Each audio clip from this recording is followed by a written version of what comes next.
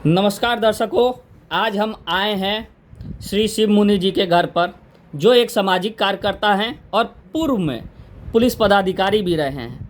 आज हम इनसे मुख्यमंत्री बिहार सम्राट चौधरी के द्वारा किए गए कैबिनेट विस्तार पर कुछ प्रश्न पूछेंगे।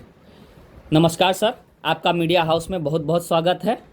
धन्यवाद आपको और आपके दर्शकगण को इस जानकारी के लिए मैं कोटि कोटि नमन करता हूं और विशेष रूप से मैं आज बता देता हूं। शिव मुनि सर, आज मुख्यमंत्री सम्राट चौधरी द्वारा बिहार में कैबिनेट विस्तार किया जा रहा है, इस पर आप क्या कहेंगे? आज बिहार कैबिनेट का विस्तार नहीं, बिहार को लूटने के लिए नीति नियम और कानून बनाने के लिए बंदरबाट हो रहा है, जिसके सूत्रधार बड़े कॉरपोरेट जगत के राजा हैं। आप कहना क्या चाहते हैं? पत्रकार बंधु, लगता है कि आप पेपर नहीं पढ़ते हैं। देखिए, डीएम कमिश्नर अब जमीन अधिग्रहण करा सकेंगे। ये देखिए, तो जमीन अधिग्रहण तो बिहार के भले के लिए किया जा रहा है ना। यही डीएम और एसपी को यह अधिकार जमीन ग्रहण करने के लिए दिया गया है। किसके लिए? कॉरपोरेट मित्रों अडानी और अंबानी के लिए। सर, आप सम्राट चौधरी के नेतृत्व में बिहार का भविष्य कहाँ देखते हैं? देखिए बड़े भाई पत्रकार बंधु, व्यापारियों की लूट, किसानों की जबरन जमीनों का अधिग्रहण, अपराधियों का तांडव, शरीफ इंसान और गरीबों पर शराब, गांजा, अफीम, नशाखोरी में वृद्धि और अत्याचारी, बलात्कारी और महिलाओं पर अत्याचार का अपराध बढ़ रहा है और होने वाला है। आपका कहना मतलब है कि अपराध में केवल वृद्धि होगी, किसी प्रकार का कंट्रोल नहीं होगा? बिल्कुल नहीं, क्योंकि जो व्यक्ति जन्म से सिद्ध अधिकार है, जिसने कभी पाठ नहीं पढ़ा, किताब नहीं पढ़ा, अच्छे संगति में नहीं गया, जिसकी कुसंगति गलत हो, वो व्यक्ति गद्दी पर बैठ करके धृतराष्ट्र बन करके दुर्योधन को ही न राजा बनाएगा, युधिष्ठिर को नहीं न चुनेगा। सम्राट चौधरी के पिता शकुनी चौधरी भी तो राजनीति में रह चुके हैं। तो उनका इतिहास तो देखिए कि कहाँ से आए थे, कैसे आए थे, क्या बोल रहे हैं। भागलपुर में भाषण दे रहे थे और कहाँ से कैसे करके आए हैं, और उन्हीं का बेटा है, और उनका बेटा क्या करके हत्या, बलात्कार, डकैती, मैंने हत्या किए हुए हैं, अपशब्द भरी शब्दों का इस्तेमाल किए हैं और क्या क्या बोले हैं। अब तो आपके सामने है ना बाबू, हम क्या दिखा सकते हैं, सारी जगत देख रही है। ये तो सीधा सीधा उन पर आरोप आप लगा रहे हैं। आरोप हम लगा रहे हैं कि उनकी करनी दिखाई दे रही है। अगर उसका वीडियो कहीं हम दिखा देते हैं, मेरे पास प्रमाण है। विधानसभा में बोलते हुए भी अध्यक्ष को भी ऊपर आरोप लगा रहे हैं, क्षेत्र में बोल रहे हैं, मंच पर बोल रहे हैं कि हमने एक आदमी को गाली दिया और कुछ नहीं किया, मुझे ए बना दिया गया।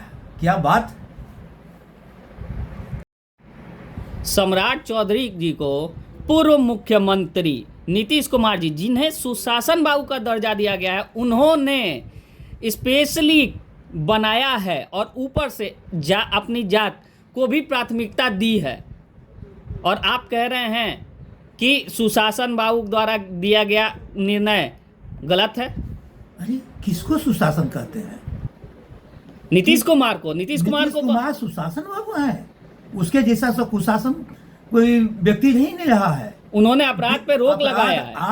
आज हिंदुस्तान में यदि आज प्रजातंत्र का, संविधान का हनन हो रहा है, वो नीतीश कुमार का देन है। आप नहीं जानते हैं नीतीश कुमार के बारे में। नीतीश कुमार को जिसको आप कह रहे हैं सुशासन बाबू, वो सामाजिक न्याय को बर्बाद करने वाले, गरीबों, इंसानों, मजदूरों पर अत्याचार करने वाले, सरकारी कर्मी को भ्रष्ट बनाने वाले, बिहार के घर घर में दारू नशा देकर बर्बाद किए और बाद में उन्हें जेल भेजे, जिससे आज सरकारी तंत्र और न्यायालय परेशान है। क्या बात, आप कैसे बोल रहे हैं? नीतीश कुमार जी ने तो शराब पर पूर्ण बंदी लगाई है बिहार में। बिहार बिकने बेचने पर, पीने पे पूर्ण बंदी है। कैसे? पहले केकरा घर से बड़े बड़े गुंडा माफियों से मिल करके, सामंतवादियों से मिल करके घर घर में गरीबों के शराब पिलवाए कि थकान दूर होगा। क्या बात करते हैं? शराब पीने, शराबबंदी कानून तो आखिरकार लाया गया है, जिसके आने के बाद महिलाओं और बच्चों का उत्थान हुआ है बिहार में। आप देख रहे हैं, हाँ। महिलाओं को 35% आरक्षण दे करके बढ़ावा दिया है नीतीश कुमार ने। कुछ नहीं, ये सब गलत चीज है। आज देख लिए, उसको पहले शराब क्यों पिलाए? उसको शराब क्यों पिलाए? क्यों पिलाया गया? सुशील कुमार मोदी को कैंसर हो गया मुंह में उस पाप के ले लेकर के, और इनका पेट में और माथा में कैंसर है। देख रहे हैं, आज बुद्धि काम नहीं कर रही है। जो दूसरे को बर्बाद करता है वो खुद अपने बर्बाद हो जाता है। आज छात्र छात्राओं के साथ क्या अत्याचार हो रहा है, देख रहे हैं। शिक्षा माफिया को दे करके नौकरी, एजेंसी को दे करके नौकरी, केस मुकदमा कराइए। अच्छे अच्छे ब्रिलियंट लड़का जो छात्र है, पढ़े लिखे हुए व्यक्ति को जीवन चौपट हो रहा है। ये किसका देन है? बिहार से पलायन किसका देन है? नीतीश कुमार का देन है। हर महिलाओं को 10,000 रुपए नीतीश कुमार जी ने दिया रोजगार करने के लिए। आज महिलाएं रोजगार कर रही हैं। ये दावा है बिहार सरकार का, मुख्यमंत्री का और पूर्व मुख्यमंत्री का। ये बंधु बताते हैं, आपको मैं 10,000 रुपया आज ही देता हूँ अपने पॉकेट से, आप तो कोई व्यापार कर लीजिए। अरे वोट, उसके बाद तो गरीबों को कैसे 10,000 में शुरू होगा, उसके बाद तो 2 लाख देना है। 10,000 हुआ, अभी 2 लाख और देने के लिए हुआ। ये कानून विहीन है। इस चुनाव यही देश को बर्बाद हुआ कि पैसा देकर गरीबों को लोभ लेकर के वोट खरीदा गया। एक बहुत गलत है। इस पर न्यायालय चुप है। सोच लीजिए कि न्यायालय किस लिए अमित शाह से, मोदी जी से, नीतीश कुमार से न्यायालय और जज डरे हुए हैं। ये बात सोच लीजिए। ऐसे बात मत करवाइए, खून खोल जाता है। जिस जज की रुतबा होती थी न्यायालय में, उसको उस न्यायालय को आज लोग किस दृष्टि से जनता देख रही है। आप क्या बात करते हैं जी? आप कभी देखे हैं झोपड़ियों में जाकर के, गरीब के गलियों में जाकर के देखे हैं? गरीबों के बीच बैठे हैं। यह नीतीश कुमार जितना गलत रैली की है, कभी गरीब के पास गए, गरीबों का आवेदन लेकर के विचार किए, जांच करवाते करवाते हो गए, अब बेचारा दौड़ते दौड़ते थक करके जो अपना काम कर रहा है। ऐसे नीतीश कुमार को सुशासन मत कहिए, कुशासन। 70% बर्बाद करने वाले बिहार को और हिंदुस्तान को भी कहिए, बिहार को नहीं कहिए, हिंदुस्तान को भी कहिए। समझ लीजिए, बिहार को बर्बाद किए और 30% दे दिए हैं सम्राट चौधरी को, कि ताकि 100% जनता बर्बाद हो जाए, रोड पर आ जाए और कॉरपोरेट को ईस्ट इंडिया कंपनी के तरह यह काम करने वाले कॉरपोरेट दिया जा रहा है अडानी अंबानी साहब को। आप चुपचाप बैठिए, कुछ नहीं बोलना है। विरोध कीजिएगा तो कहा जाएगा कि आप कानून का उल्लंघन कर रहे हैं, इसे भी जेल आपको भेजा जाएगा। सबके मुंह पर ताला लगाया जा रहा है। मतलब फ्रीडम ऑफ स्पीच है ही नहीं, बिल्कुल कहीं नहीं। पत्रकार बंधु को देखिए, जेल भेज दिया जाता है। विद्वान आवाज उठाता है तो भेज दिया जाता है। अमिताभ दास जी ने, IPS में बहुत अच्छे पदाधिकारी हैं, ईमानदार थे, उनको घर पर क्या किया गया? उन्होंने आवाज उठाया। उन्होंने तो सीधा पूर्व मुख्यमंत्री नीतीश कुमार जी के बेटे के खिलाफ बोला, जबकि किसी भी तरीके का जांच पाया नहीं गया। कोई DNA रिपोर्ट वगैरह कुछ भी ट्रू नहीं हुआ। तो ऐसे कैसे है? वो तो झूठा माना, एक राजनीतिक स्टंट माना जाएगा। एक बिहार की पुलिस को तो शर्म आनी चाहिए कि एक छात्रा के साथ हादसा हुई, आज तक से जांच नहीं कर पाया, न्याय नहीं दिला पाया। उन्होंने आवाज यही नहीं उठाया, तो हम मुख्यमंत्री को ही नहीं कहेंगे? आज राजा मुख्यमंत्री अमिताभ कुमार तो ये भी कहते हैं कि बिहार में जो अपहरण का कुकृत्य है वो एक IPS ऑफिसर ने शुरू किया था। अमिताभ दास ने नहीं कहा था, ये गुप्तेश्वर पांडे जी ने कहा था। ये बात अमिताभ दास जी ने नहीं कहा था, DGP पूर्व गुप्तेश्वर पांडे जी ने कहा था। आज उनका दिमाग संतुलन ठीक नहीं है, इसलिए वो माथा पर चंदन लगाते हैं।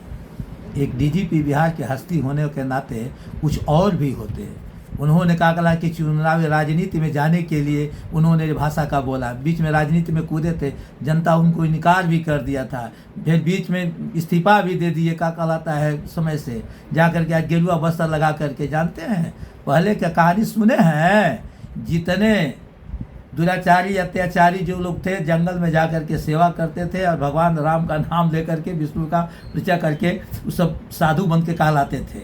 उनके इतिहास के बारे में मत पूछिए, अब वो डीजीपी है, हम लोग तो आदत करते हैं, लेकिन उनके बारे में मत पूछिए कि उन्होंने क्या किया है, उन्होंने क्या किया मत पूछिए, ये पूछिएगा तो बहुत भारी पड़ जाएगा। चलिए, आपसे बात करके हमारी टीम को अच्छा लगा, हमारे दर्शक भी आपकी बात तक पहुँचे, ये हम कामना करते हैं। दर्शकों, आज श्री शिव मुनि जी द्वारा दिया गया यह इंटरव्यू बहुत बड़ा है, जिन्होंने अपने विचार व्यक्त किए हैं। अब आप इस पर अपने कमेंट्स दे करके अपने विचार व्यक्त करें। धन्यवाद। धन्यवाद सर। धन्यवाद।